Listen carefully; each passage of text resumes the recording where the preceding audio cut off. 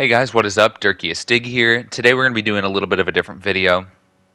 We're going to be looking at all of the games that I played in 2023, and I'm going to be ranking them for you guys. It's going to be a bit different than kind of what other YouTubers do, or like what maybe you guys have seen before, in terms of like ranking all their games that they played from 2023. I'm going to be ranking all the games that I played in 2023. So this could be games from a couple years ago or from this year as well. It's just going to be every game that I either played for the first time, if it's like a multiplayer game and I just put a decent amount of time into and have a good grasp on it, or games that I played for the first time and beat that are like story games. But that's pretty much just going to be how it's going to go. On this list, I have 16 games that I played this year. So without further ado, let's get into this. Just a quick disclaimer. I did enjoy pretty much every game on this list, so if you find a game that you really liked pretty low on the list, do not worry. I still enjoyed it. There wasn't a game, I didn't play any shitters like Golem or whatever that I just didn't like. So, but let's get right into it. So coming in at number 16, we have Evil West. This is a game that I think I got it around Christmas time last year. I think I did get it for Christmas. And I started playing, I think, at the end of the last year, and I only played like a little bit of it, and then I came back over the summer and played the rest of it and most of the game over the summer. And it's a fun game. I enjoyed it. I think I played it on a hard difficulty, which is not something that I normally do. I feel like I normally play things on like normal difficulty, but I played it on a hard difficulty and I still enjoyed it. It was quite challenging at times, surprisingly so. But overall, the game was a really fun experience. The setting's really cool, kind of like the Wild West, but kind of like a gothic kind of vampires, werewolf type stuff. It was more so vampires and kind of like all the stuff that they can kind of do with like their vampire blood and magic and demons and stuff like that, right? But it was still a lot of fun. I really enjoyed it. There's a lot of really cool things in that game. I think that for me, the main thing that stood out was just kind of the setting and the environmental design and the design of a bunch of like the weapons and pretty much everything about the world itself I thought was really great. The gameplay is fine. It's simple. It's nothing too crazy. It was enjoyable. Frustrating at sometimes. The voice acting and the animations for like the characters and the cutscenes was kind of lackluster. But I mean, it was a relatively like kind of smaller game. It wasn't a huge game by any means, but it was still really fun. But definitely could use some polish in some areas, but overall was still a pretty fun game. Coming in at my number 15 spot, I have Rainbow Six Extraction. I'm a huge Rainbow Six fan. I understand a lot of people play the game and they hate their lives for playing it, but I personally, it's a game that I really click with and I really enjoy. And Rainbow Six Extraction is a game that I put a little bit of time into, nothing too crazy, but a decent amount to where I feel like I understand. And I think maybe if I put in some more time and I got further into it, I would enjoy it more. But just compared to all the other games that I have on this list, I felt like this was just the right spot for it.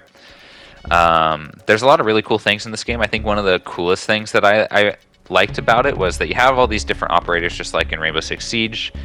But you go out on these missions and like against the aliens that you're trying to fight against and do these objectives.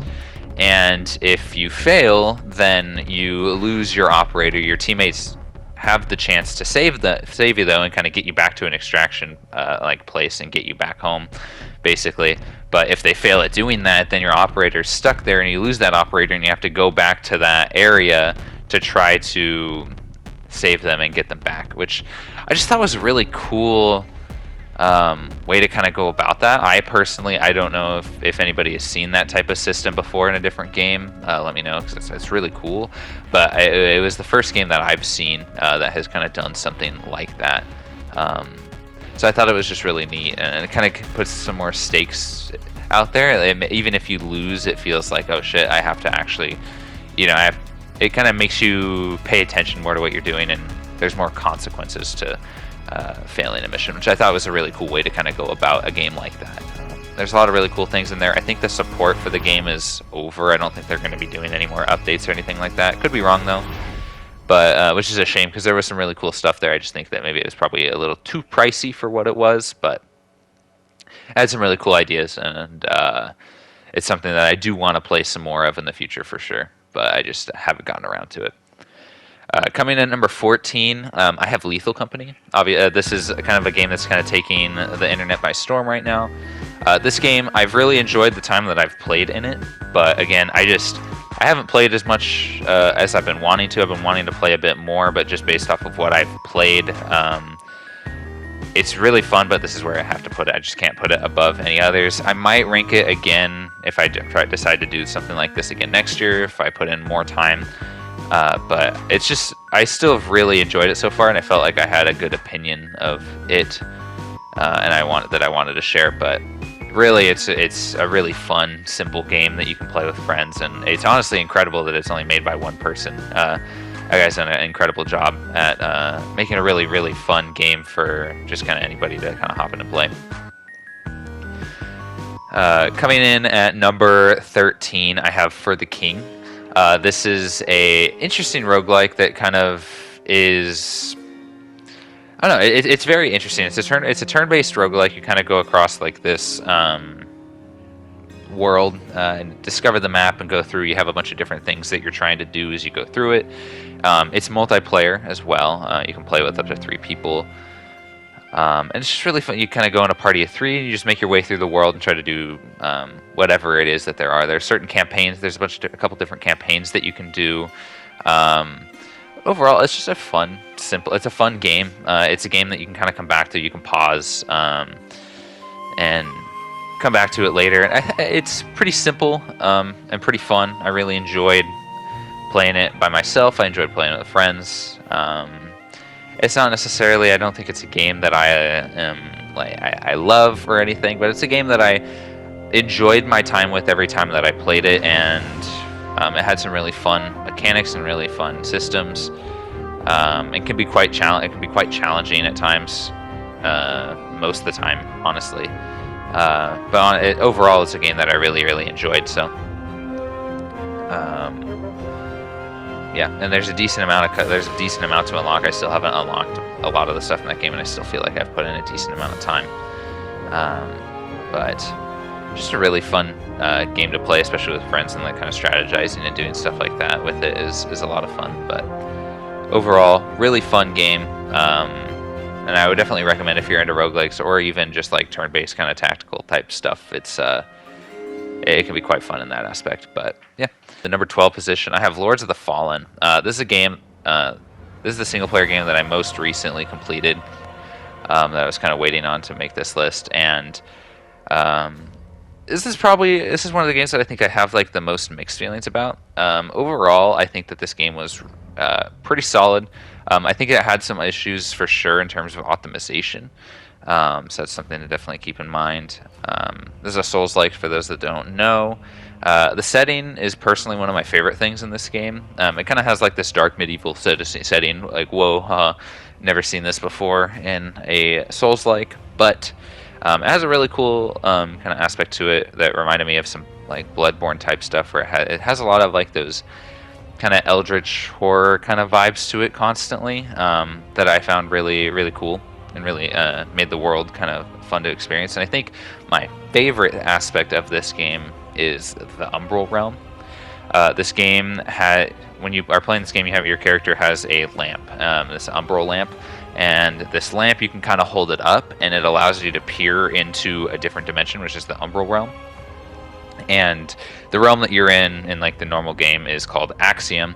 And when you're using this lamp, you can kind of peer into something. So say in Axiom, you're looking at a cliff, right? And you have no idea what to do. You're kind of stuck in a spot. You can go into the Umbral Realm, hold up your lamp, and all of a sudden there's this like big Umbral like bridge sitting there that allows you to kind of go out into this like random, place that otherwise you wouldn't be able to go. And so you can kind of hold out the lamp and kind of walk on it, or you can kill yourself basically and go into the Umbral Realm and proceed throughout the Umbral Realm like normal. It's really, really cool mechanic. And obviously you can kill yourself, or whenever you die, you awaken in the Umbral Realm. So that's another way to kind of get in there. But it's really cool while you're in the Umbra Realm. You earn more of the currency that are like the souls of the game, as well as enemies will keep spawning, and more enemies will keep spawning the longer that you're in there, as well as the you'll be getting more souls as well. Whatever, I can't remember exactly what they're called in this game, but yeah, that's like probably the coolest aspect to me, is that it's just like there's this complete other world there. That's just really fun, and the design of everything is really great in this game. The gameplay is fine. It's snappy but kind of janky at the same time. But overall, I really enjoyed this game for the most part. The difficulty was a little. It's not too difficult. I heard they've been making. One thing I will say though is that the devs are really keen on keeping this game alive, and wanting to better it as much as they can. I remember before this game came out, like they showed some gameplay footage, and people were complaining about like some of the sound effects, and saying, "Oh, these sound effects are a little kind of like they don't have a lot of impact. I wish that these were a bit different. I hope that this is something that they fix before the game comes out." And the devs responded within like a week and responded and showed a video thing. "Oh, here we fixed the audio. Here's what it sounds like now." People were like, "Wow, this is a big improvement. Good job." And that was before the game even came out, which is something that was like a good sign. And so far, they've been doing that as well. They've been making updates to try to they've adjusted the difficulty because people were saying the bosses were a little too easy and didn't have enough health and died too quickly, and so they adjusted some of that, made some balancing changes. As well as a bunch of other little things. And that's something that I do respect. But for me, as I was getting towards the end of this game, I really enjoyed this game throughout, but then I will honestly say, like, the end of this game felt very rushed. Like, you fight this boss that's been reoccurring throughout most of the game, and it's a really cool fight, one of my favorite fights in the game, if not my favorite fight. And then all of a sudden, it's a reoccurring boss, right? You fight it, you win, it's great, right? And then all of a sudden, you fight. There's a boss that's of an NPC that has been in the game throughout the whole game. And then after that, you fight another NPC, and then you fight, and then you go through, and then you fight another, and it's just like you progress. You fight this boss, you progress like 2 feet, fight an NPC boss, progress another like 20 feet, fight another NPC boss, and it just felt like they were rushing constantly to just try to finish up every single quest line that they could at the end of the game. And that's like that was probably one of my biggest gripes that I had, as well as the final boss. I think out of all the Souls-likes that I've played, which I've played a lot, I think this is easily the worst final boss that I have ever fought in any of these games. From what I've heard, that in one of the other endings, there is a different final boss that I've heard is way, way better than this one. But man, this was like the basic ending final boss. Like, this boss was terrible. It was a cool design. Like, the arena was cool and all, but it was just so like. It was just not good. Like, for anybody that's played Dark Souls 3, like, it felt like, what if the final boss was the Deacons of the Deep? And that's all I'm gonna say. But for me, other than that, the rest of the game was really great. I had some issues here and there, but yeah, overall, really great game, and I had a lot of fun with it. But the ending of the game was a little frustrating to me at times. Number 11, we have Spider-Man Miles Morales. I played both the first game and Miles Morales for the first time this year. I did not get around to 2 yet, so that will not be on this list if people are looking out for that. But Miles Morales I played. I really enjoyed it. I like the first game more, obviously, since we haven't seen that here yet, but it will be coming up later. But Miles Morales I really enjoyed. It was a fun, simple game. Obviously, that was kind of what I understood of it. It was almost like an expansion game of some kind, and it definitely felt like that.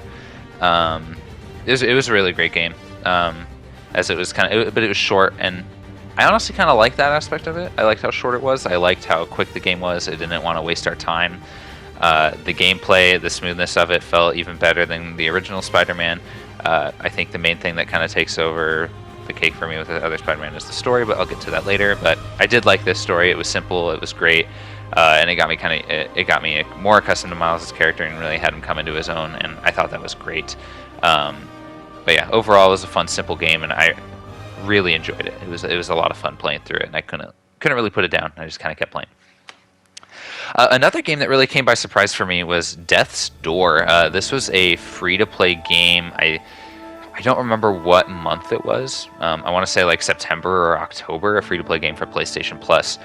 And this game took me by surprise. I originally downloaded it because I was like, oh, why not? It's free, but I really was I fell in love with the art style of the game. I thought that the art style and everything about it just seemed so charming, and I came for that, and I stayed for not only the gameplay, which is fun and simple, but just the charm that the art style has and the character design has is not just in the art style and the character design.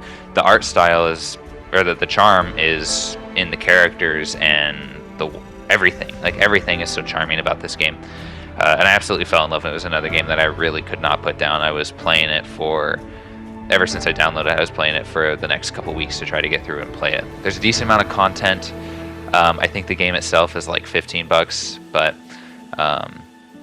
overall, really, really fun game. From a developer that I really like as well, Devolver Digital has a lot of great games. I think some really well-known ones that they've made are, probably the most well-known ones are the Hotline Miami games, as well as the Enter the Gungeon series. Well, there's two of them, but whatever, you know what I mean. Those are probably the two most well-known ones, but they have a lot of them. One of them, which I've played on the channel, called Not a Hero, and Broforce as well. I don't know if I played them on the channel, but I think I did.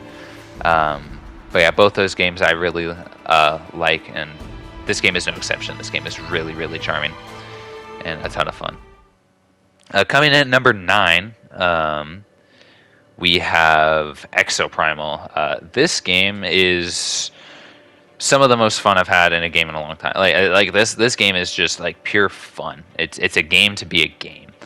I do think that I think one thing that I think this game has going against it is its price. I do think that, well, there is a ton of content and it is a really, really fun and great multiplayer game. It is a multiplayer only game, and having it be a full $60 is quite much for, I think, what it has to offer. Again, I do think that it has a ton of content. I do think the content is so much fun, and I still don't even think I've seen everything that the game has to offer yet, with all the time that I put into it, but it is a ton of fun, and they're showing constant support so far through it as well, which I'm excited for the Monster Hunter update expansion, like crossover whenever that happens. But it definitely, I think the price is definitely the most concerning thing about it, and might be like the most off-putting thing for it. But the gameplay is a ton of fun. It's very smooth. It feels great. There's just something about fighting a massive horde of dinosaurs that is just so fun and addicting. Really, really fun game. Not a ton of depth, but that's the point, and it is a lot of fun for that. And it knows what it's doing. It doesn't take itself too seriously, and it's just a blast of a game to play. Coming in at number 8, we have Spider-Man PS4. This is a game that I've had for several years and have played off and on throughout those several years, and I finally just sat down and said, I'm going to beat it this year, and I sat down, played through the rest of it. Really enjoyed it. The story is really great. I think there's not a lot that I can say that hasn't been said about this game already. The game is really fun. There's a ton of great gameplay. The gameplay is really fun and simple. It's nothing too crazy, but it's still just fun. It's fun to swing around the city of NYC. It feels great playing as Spider-Man, and the story is just great. It's fun. It's simple. It's a great Spider-Man story. Would definitely recommend, especially if you like Spider-Man. Just a really, really fun game, and with some great emotional beats, especially towards the end of the story. I would definitely recommend playing this game, especially if you love Spider-Man. So, coming in at number 7, we have Street Fighter 6. Street Fighter 6 came out in June or July. I think June, though. Ton of fun. Probably, I'd say, I think it's the only fighting game I played this year, so by default it is my favorite fighting game of the year. But I did really, really enjoy it. It's a ton of fun. Great cast of characters, really fun, diverse movesets between them all. really great art style, and they really chose a really great direction to go in, especially after whatever Street Fighter V was. But really fun game, and I couldn't recommend it enough, especially if you like fighting games. The World Tour mode is interesting. I haven't beaten it, but I've done a decent amount and I've enjoyed it. It's got some fun aspects to it, but obviously the main draw of it is just playing online against other people. But overall, still a really fun game. And the World Tour is a fun little simple thing as well. Ooh, being able to customize your own characters. The character creator in this game is insane, absolutely absurd. There's you can make real abominations in this game, and I think that's what makes it so much fun. And especially since you can fight against other people with them, makes it even better. Reminiscent of kind of Soul Calibur 6 in that aspect, but even like to the extreme in terms of how you can modify the actual physical bodies of these characters. But yeah, really fun game. Would definitely recommend if you like fighting games, and especially if you like Street Fighter. And I'm assuming though, if you like Street Fighter and or fighting games, you probably have the game already. But yeah, coming in at number 6, we have The Finals, one of the most recent games that I've been playing. This game is insanely fun. This is a new first-person shooter that came out at the beginning of December. And it is a ton of fun. I have been playing it almost non-stop whenever I have the free time to play it. It is a blast. The gameplay is so much fun. The destructibility is incredible. Like the amount of impact that you can have on the environment around you and the buildings is fantastic. The strategy that you can have at play there is great. Just a really fantastic game. That's both parts just pure, unadulterated fun and excitement, but also strategy. There's a ton of strategy that goes into this game, and like every single engagement that you take part in, there's kind of like, oh, what's the best way to kind of do this? Oh, should we engage in this? Should we just wipe ourselves now and have our team respawn? Or should we try to wait and try to stall out to use our coins? Or if you're in like a tournament or whatever, or should we engage? Should we try to go get this vault and just hold on to it and defend it because we're in second and we don't want anyone else to have this vault, so we'll just keep tossing off the map or hide into a corner far away from a cash out station? Just really fun things, and just the way that the game goes, it makes you kind of think in those different ways, which I think is a lot of fun, and makes for a lot of really fun gameplay, and makes for just really varied gameplay in terms of a game that is brand new and only has 4 maps and 2 game modes. It's so much fun, and even more fun to play with friends. I would definitely recommend if you like FPSs, or if you're able to play it. Unfortunately, it's only available on new gen consoles or PC, so anybody that has like a PS4 or Xbox One or whatever, unfortunately cannot play this game. But if you have the means to play it, I would definitely check it out. It's a ton of fun. Coming in at number 5, we have Persona 5, fittingly enough. This is a game that I have had for probably like 5 years now, or so, about 5 or 6 years almost, I think, at this point. And I finally beat it this year after putting over 100 hours into the game. This is a game that is kind of special to me because of that aspect. It's a game that I've been able to come back to for the past 5 years. I would come back to put in like 10 hours and then drop it for a couple months, and then come back later that year, put in another 10-15 hours, drop it, and then so on and so forth the past 5 years. And it's a ton of fun. The soundtrack is incredible. The characters are great and a lot of fun to be around. Like every time that I came into this game to play it, it felt like I was seeing some like old friends again. Like it just felt nice to come back to this game after so much time. And I remembered aspects of the story that I needed to really well. They kind of stuck with you for a little bit, and every time I would come back, it was wonderful to pick it back up again. And the game is great. It has really fun kind of turn-based combat. There's a lot of strategy. There's a ton of strategy that comes into play when playing this game. the slice of life aspects of the game that take place in between like the dungeons, or if you're going into mementos, everything is really great and just works really well together. And I could not recommend this enough if you really like turn-based like strategy or JRPGs. Definitely a great purchase if those are games that you're into. But just a ton of fun that gave me a ton of great memories over the past 5 years. So definitely deserving that number 5 spot. Coming in at number 4, we have Wo Long Fallen Dynasty. I just recently finished up the final and third DLC of the game last night, and this game was a lot of fun for me. I really enjoyed it. I don't think it reached the highs of Nioh 2, but I definitely preferred it over Nioh 1. This game had a lot of really great fun bosses. This game is definitely easier than Nioh 1 and Nioh 2 for sure, which is what a lot of people complained about. I personally don't really care very often about the difficulty of stuff. Like, as long as I'm having fun, that's what I care about. And this game was a ton of fun. Definitely felt like the Nioh games in terms of just like the general feel of it, which is what's going to happen when you have the same developer, as well as kind of a mix between those and Sekiro in terms of how it's a primarily deflection-based game. It doesn't reach the same highs as Sekiro either for me. Sekiro is one of my favorite games ever, but this game is a ton of fun, and the boss fights are great. There's a lot of spectacle in these boss fights. They have a lot of really cool moves. It's pretty simple. It's pretty fun.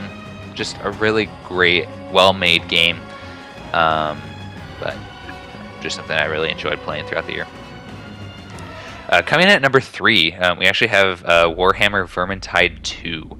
I think I technically started playing this game at the end of 2022, but most of my time in this game came from 2023, and I had a ton of fun in this game. This is a game that I originally wasn't thinking that I would enjoy too much. I thought it would maybe be kind of fun, but I wasn't thinking so. But this game is incredible. I really just enjoyed so much, like every aspect of this game. The gameplay is a ton of fun. I really enjoyed the way that this game has like just the replayability aspect of this game is phenomenal. I really enjoyed what I was going to say was I really enjoyed just how like they have these collectibles that you get throughout the levels, and like there's these secrets within the levels, like the grimoires and stuff like that give you more loot, and it's this constant loop of just trying to get like better and better loot for your character and be better and better and better. But it's so satisfying, and it's so much fun, especially to play with friends. There's so much great stuff about it. I just can't help but enjoy. There's 4 characters that you can play as and a bunch of different classes that those characters have. So if you are really enjoying one way, like one specific character and one class for that character, and then you feel like you've done everything that there's 3 other characters that feel and play completely different than that character. So go ahead and check them out, and you'll have a good time with them too. Just a ton of fun that this game has, and a ton of different levels that you go through. Just a really fun, unique game that I really enjoyed. Yeah, I would definitely recommend. Really fantastic game. Coming in at number 2, we have Armored Core 6. This is a game that I found myself enjoying more and more as I played. This game, at first I was like, okay, I can kind of see it, but it's not too great. But the more and more I played and the more and more I understood about the game, the more I liked it. This game is it's so much fun. Like, the bosses in this game are great and have fantastic spectacle, as well as you in this game feel so like not only powerful, but like there's just so much that you can do with your character and so much that you can do with your mech and customizing it. Not only can you customize the look of your mech insane, like a lot, but there's the way that you're able to customize your weapons, and everything involving that is just so great and in depth, and there's so much that you can do. The gameplay is so fast paced, so fun. there's just so much about this game that I could gush about, and that's why it won Best Action Game of the Year, because I sincerely think it is. It's so much fun. The action in this game is almost unrivaled from this year. It's insanely fun, and I would highly recommend anybody that's interested in it to check it out. There's just so much fun about being a mech and fucking flying around and fucking up a whole bunch of shit. Great time, great game.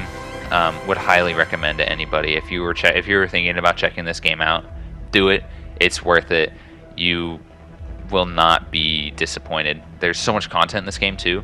I've only beaten it once, and I want to go through and beat it 2 more times, because there's 2 more endings, and they have a whole bunch of different stuff that you can do. And every time that you replay it in New Game Plus, there's a bunch of different things that happen to make the game more interesting as you keep going. So definitely worth it, 100%. Check it out. Fantastic game. And coming in at number 1, my personal game of the year, is Resident Evil 4, the Resident Evil 4 remake. This is a game that I had never personally. I made a video about this a couple months ago here after I beat it for the first time. Absolutely incredible experience and incredible game. I had heard a ton about this game. I'd heard a ton about this game, obviously, throughout my whole life. Resident Evil 4 is, for a lot of people, often seen as one of the best games of all time, and one of the best action games of all time. And I see it, you know what I mean? After playing this game, I don't know, it felt like one of those games that, like, after you beat it and you're done with it, you just feel kind of empty and hollow. And there are several games that kind of feel that way.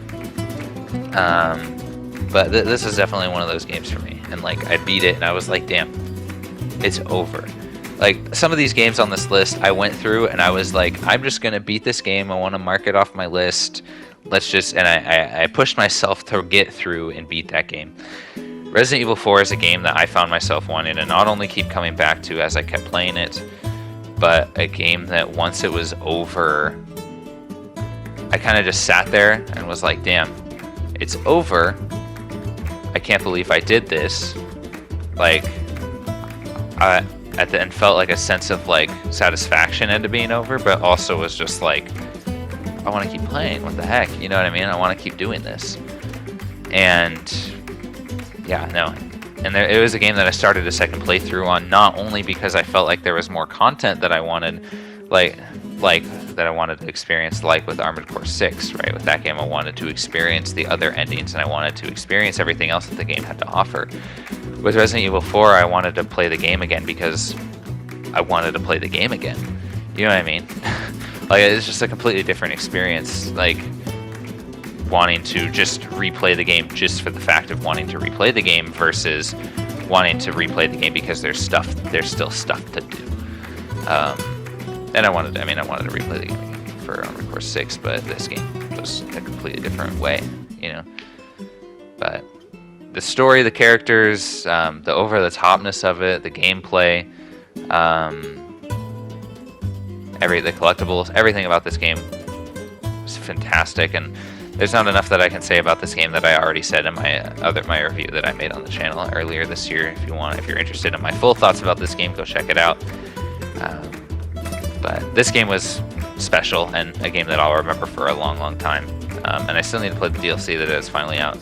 I just haven't gotten around to it because I've been wanting to focus on finishing up some of these other games that I had on this list. But without a doubt, my favorite game of the year, and, like, was the one thing that I came into this list knowing, like, yeah, that's my number 1. Now how am I going to form everything else around this?